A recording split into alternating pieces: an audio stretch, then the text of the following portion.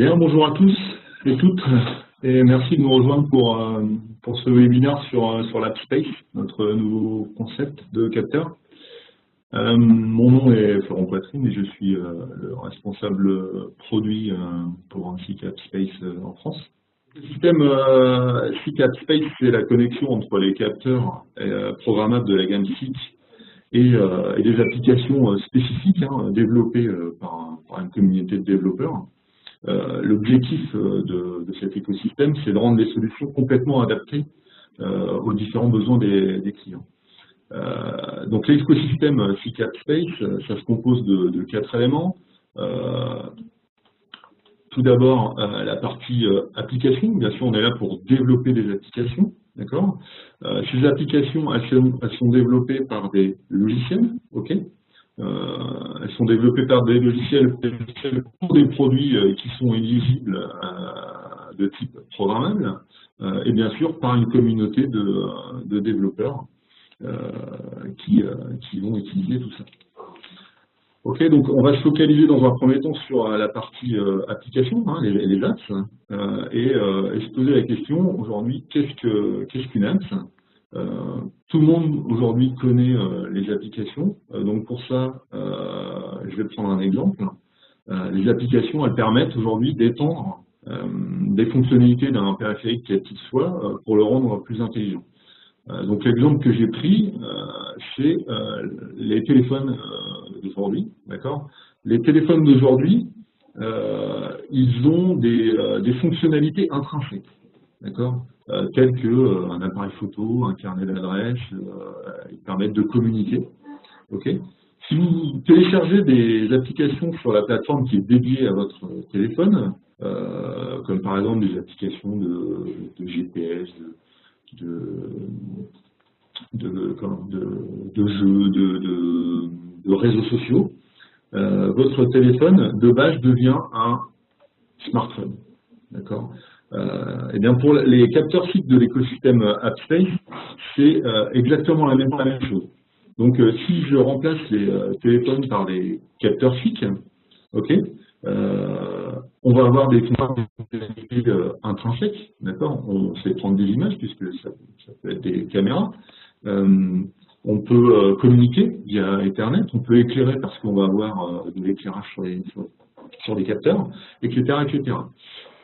Si maintenant on va charger des applicatifs ou développer des applicatifs via SICK AppSpace, d'accord, ou via le service cloud par exemple, comme des applicatifs de, je sais pas, par exemple de la lecture de code barre, par exemple, de la classification, de la calibration ou de la détection d'étiquettes, eh bien ces capteurs qui étaient programmables et sans applicatif deviennent des capteurs dédiés pour une application. Okay. Donc ces applications, elles sont disponibles telles qu'on les connaît aujourd'hui sur les tablettes et smartphones, mais également pour des produits programmables de la gamme SICK. Par exemple, un lecteur de code avant ne faisait que de la lecture de code. D'accord. Aujourd'hui, vous prenez un capteur programmable SICK, vous intégrez une application de lecture de code, donc il va devenir un lecteur de code à un instant A, et puis vous injectez une application de contrôle qualité, il deviendra un capteur contrôle qualité à un instant B. D'accord. Ok. Deuxième partie de l'AppSpace, c'est la partie logicielle sur laquelle on va passer un petit peu de temps. Le premier logiciel dans l'écosystème AppSpace, c'est l'AppStudio. Alors l'AppStudio, c'est l'outil logiciel pour développer des applications spécifiques pour les clients avec des capteurs programmables.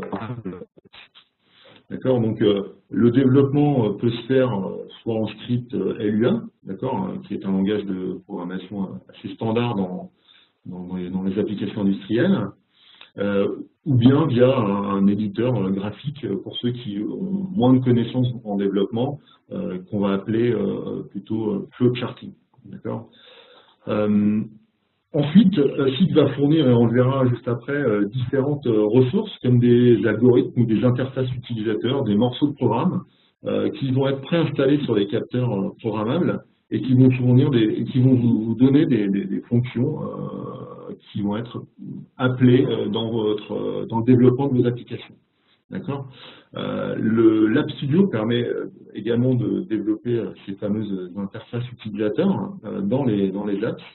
Donc ça va pouvoir être développé par exemple en JavaScript ou via un éditeur graphique web standard avec des technologies type PHP qui sont des technologies standards du web.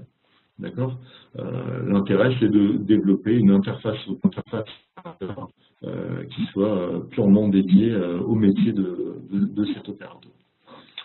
Ok, donc on va retrouver, si on regarde un petit peu l'interface du logiciel App Studio, on va retrouver d'un côté des ressources, donc des ressources qui vont être des morceaux de script, des programmes déjà existants en C ou via d'autres bibliothèques, j'en parlerai juste après.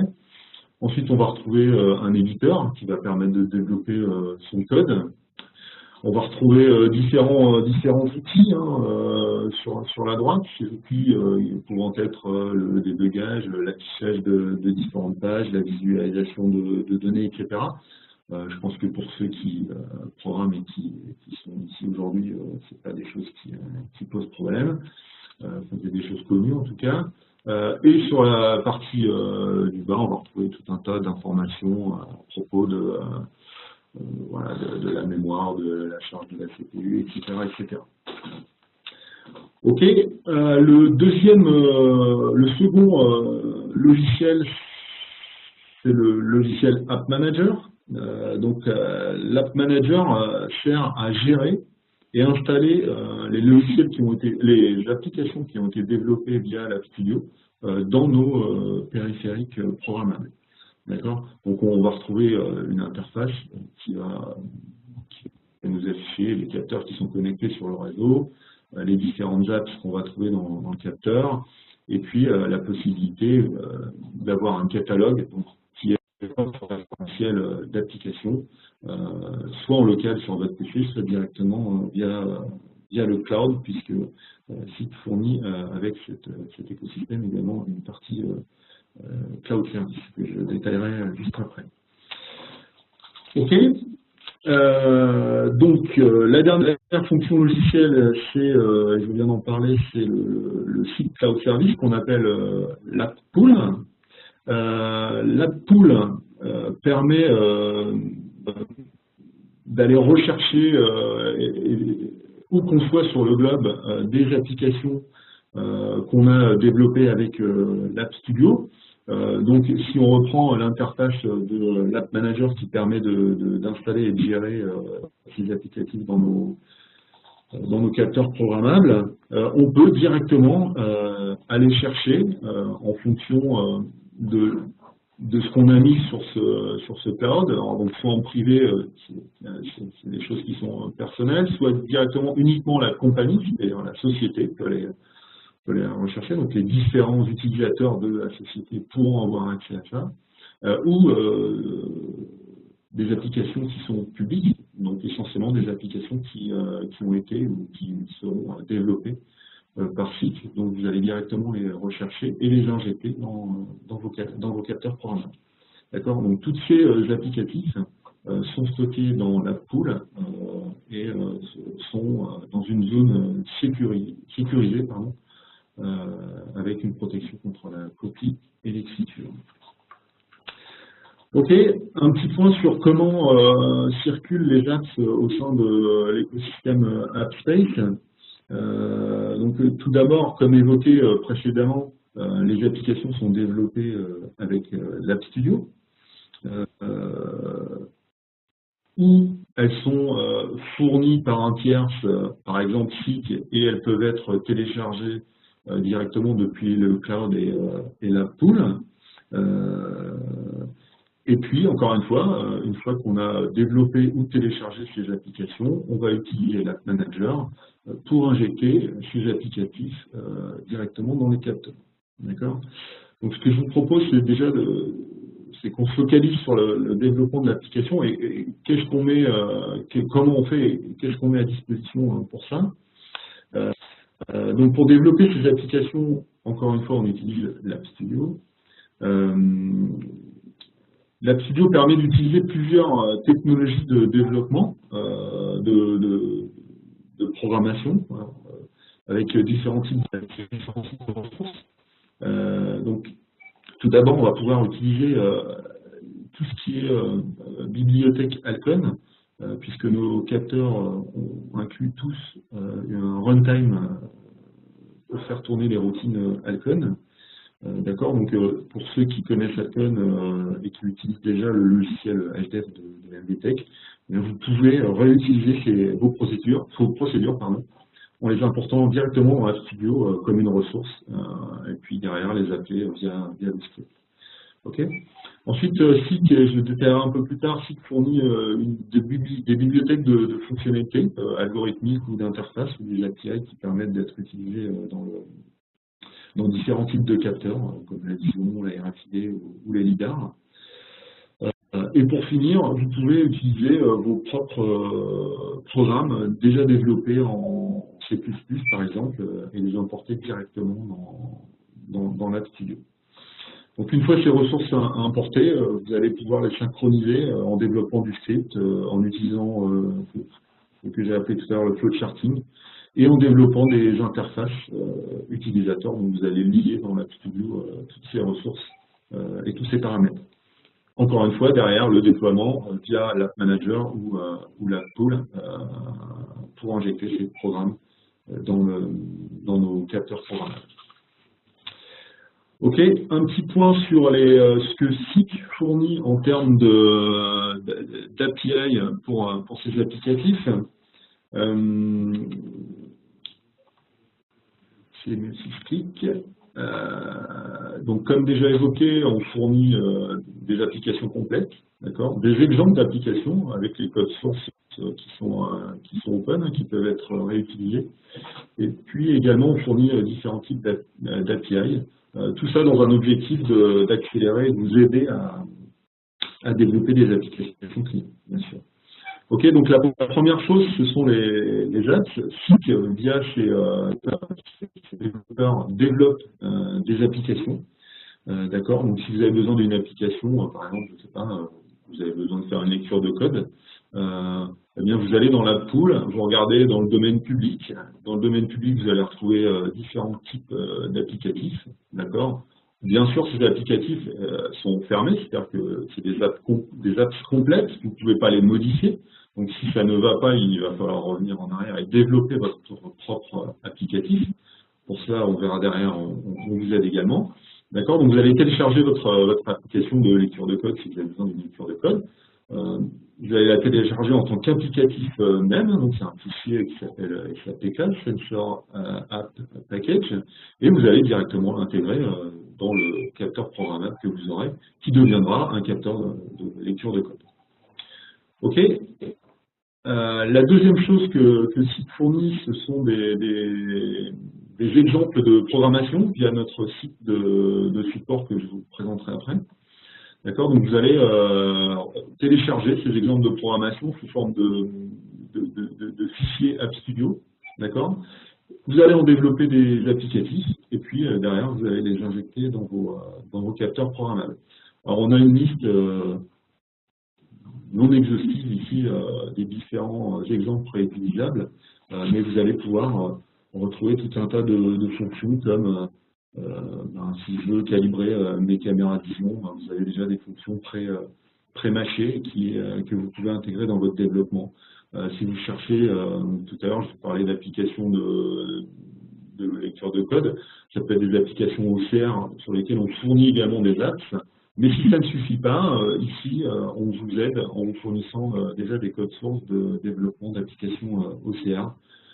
J'en passe, il y en a beaucoup d'autres, hein, des filtres d'image, des fonctions d'utilisation de matériel comme un buzzer, si un buzzer, des LED, des éclairages, de la communication, etc. etc. Ok. Alors, revenez vers nous si vous avez besoin de savoir un peu plus. Ok, et donc vous avez ici une vue un peu plus graphique de ce qu'on offre en termes de solutions algorithmiques. Donc vous allez retrouver ce que je disais juste avant, hein, tout ce qui est filtre, manipulation de données, et puis des classiques de la vision industrielle comme le matching, le blob, le CR, etc. OK. Pour finir, la troisième ressource que SICK fournit, c'est une bibliothèque complète d'API pour la programmation des applications. Donc toujours pareil, vous allez sur le site de support, j'en parlerai après, et vous allez pouvoir, à partir d'une documentation, développer des applicatifs pour les télécharger directement dans les capteurs. Alors ces API, elles sont documentées sur le site.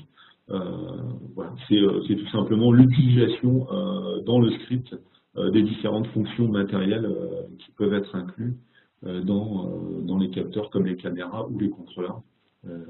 On y viendra un petit peu après. OK. Donc la troisième partie de l'app space, c'est bien sûr le matériel, puisqu'on va développer des apps, et donc il va bien falloir les mettre dans du matériel. Donc aujourd'hui, on a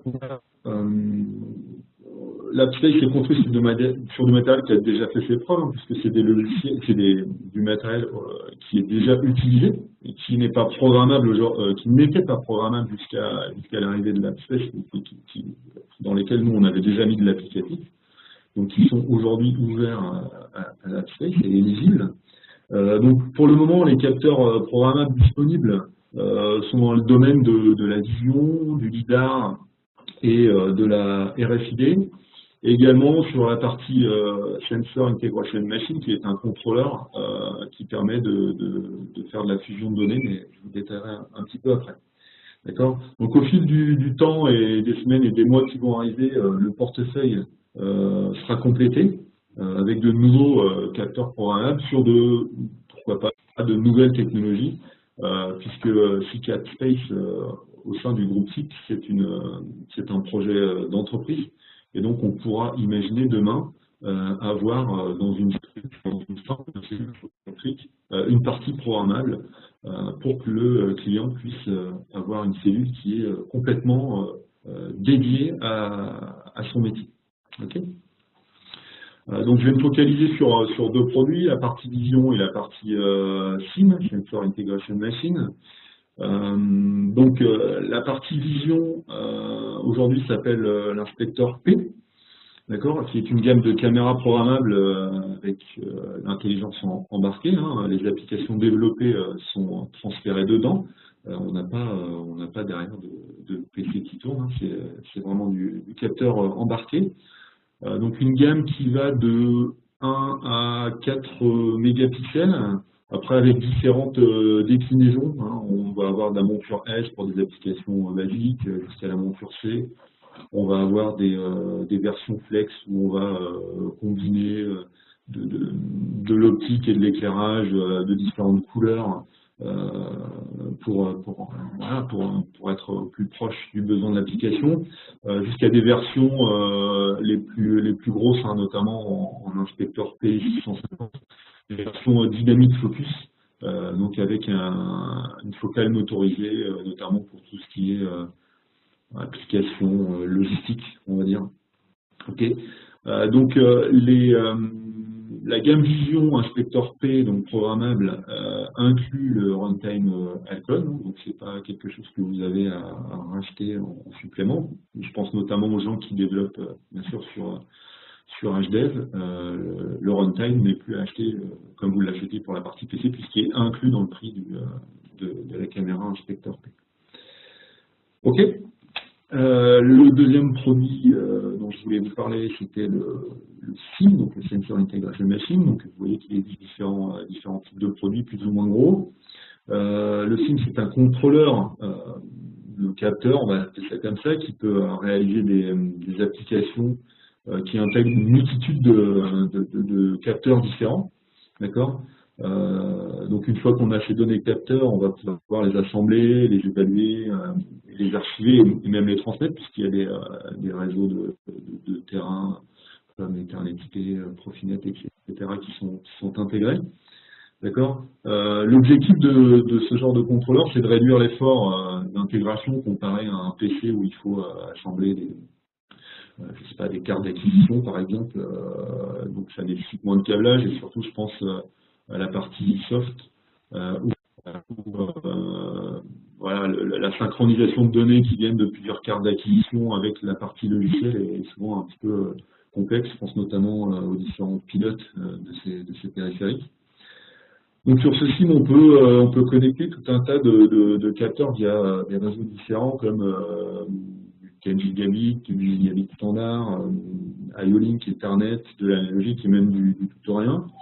Donc on va pouvoir par exemple connecter des lidars pour faire de la détection de la mesure. On va pouvoir bien sûr connecter des caméras 2D, 3D ou d'autres types de caméras à partir du moment où ils supportent le protocole Unicam, des lecteurs de code ou des lecteurs RFID pour tout ce qui est traçabilité, d'accord? Et ensuite différents types de capteurs de process, comme des capteurs de distance ou de déplacement. Des codeurs, puisqu'on a des entrées codeurs, donc codeurs incrémentaux, codeurs absolus voilà, pour synchroniser avec des positions ou des vitesses. Et puis, je pense également à d'autres choses comme le volume ou le poids pour les parties logistiques qui sont souvent demandées. OK. En pratique, aujourd'hui, on a déjà réalisé différentes applications, où j'en ai cité deux. Ici, par exemple, l'utilisation d'un inspecteur P pour tout ce qui est bande test sur des façades tactiles d'appareils électroménagers. Bon, l'application, je ne vais pas vous la détailler vraiment en précision, mais en gros, ces différentes façades d'appareils électroménagers ont des façades tactiles maintenant, et ces bandes tests viennent tester les différentes fonctionnalités de la façade tactile. Donc l'application qui est dans l'inspecteur 650, elle est programmée pour que la caméra montée sur le bras du robot, elle reconnaisse l'élément qui est à tester et à contrôler, d'accord, en fonction d'images de référence, me semble-t-il. Et ensuite, elle va déterminer, en fonction de cette référence, la position des différents boutons, des différentes touches tactiles plutôt, d'accord. Et ces positions, elles vont être envoyées au robot. Et le robot ensuite va pouvoir bouger. Et il y a une sorte de bras tactile qui est sur le bras du robot, une touche, enfin, une bras tactile oui, qui est sur le bras du robot, qui va venir tester de manière voilà, très récurrente et pendant un certain temps que va durer le test. Et donc les différentes applications, elles sont chargées en fonction des différents produits qui vont être installés sur le banc de test. Voilà. La deuxième application, c'est une application qui est un peu différente des applications type industriel. C'est une application qui est orientée RFID, donc on voit ici au-dessus un lecteur RFID. Donc c'est sur un parking. Donc l'objectif était de fournir une solution qui était pratique et fiable pour un accès rapide à un parking qui est assez utilisé puisque c'est environ 300 à 350 véhicules à l'heure. Donc ici, le lecteur RFID lit bien sûr le contenu des transpondeurs qui sont attachés derrière le pare-brise des véhicules, d'accord. Et en fonction de si le véhicule à l'endroit est autorisé à rentrer ou pas, on libère l'accès grâce voilà, on soulève la barrière tout simplement. Alors vous me direz, bon, c'est une application assez basique.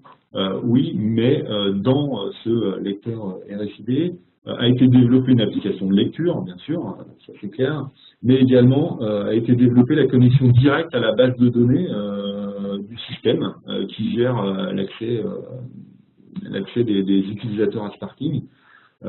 Et donc ça a permis voilà, d'avoir un capteur, de faire avec ses fonctions intrinsèques, de faire la lecture des transpondeurs, mais d'intégrer dedans directement et sans PC entre le capteur et l'outil le système informatique derrière, le RP qui gère les différents utilisateurs, d'accéder directement entre le capteur et ceci. Ok, donc pas de PC, pas de système informatique, pas de ce qu'on appelle middleware entre les deux. Ok, donc ça c'était pour les exemples. La dernière partie de l'AppSpace, c'est bien sûr sa communauté, les gens qui développent et qui vont développer demain sur cet écosystème. Alors aujourd'hui, les développeurs qui sont membres du club AppSpace, pardon, donc qui ont une licence, ont un accès automatique au site de support qui s'appelle supportportalsite.com. D'accord, et bénéficie donc des différentes ressources disponibles que je vous ai citées avant, d'accord, comme les API, les applicatifs déjà développés. Vous avez également les mises à jour logicielles qui sont fournies, et vous bénéficiez bien sûr d'une assistance technique, d'accord, qui est gérée par des tickets. Donc des systèmes de ticketing hein, qui derrière est traité par nos ingénieurs développement et technique, donc qui répondent directement à vos questions via ce site. Ok, bon, vous retrouvez également toute une partie tutoriel, vous avez des vidéos également, et puis une zone qui reprend toutes les questions et les réponses qui ont été déjà apportées. Ok. Également, à partir du moment où vous faites partie du club de l'AppSpace, des développeurs de l'AppSpace, vous avez également accès à une conférence annuelle qui se tient cette année, je crois, au mois d'avril, qui vous permet bien, tout simplement d'échanger avec les gens qui développent sur les mêmes sur les mêmes outils que vous, de partager vos expériences avec d'autres gens. C'est toujours intéressant de ne pas se sentir seul dans son coin. Et puis, bien sûr, de discuter avec les gens de chez SIC pour permettre de faire évoluer les logiciels, mais également le matériel, afin que ça réponde au mieux à vos applications et aux besoins de vos clients, puisque pour beaucoup d'entre vous, voilà, vous développez pour des clients, etc. Ok. J'ai résumé ici les différents avantages en fonction des différents profils de personnes. Tout d'abord, les développeurs, hein, puisque voilà, c'est le premier maillon de la chaîne, forcément, les différents avantages, c'est la partie script LUA qui est quand même assez simple à utiliser pour les gens qui développent. L'utilisation des ressources SIG également qui sont fournies. La possibilité d'utiliser des fonctionnalités ou des ressources qui ont déjà été développées via d'autres outils comme Alcon ou le C++ pour certains.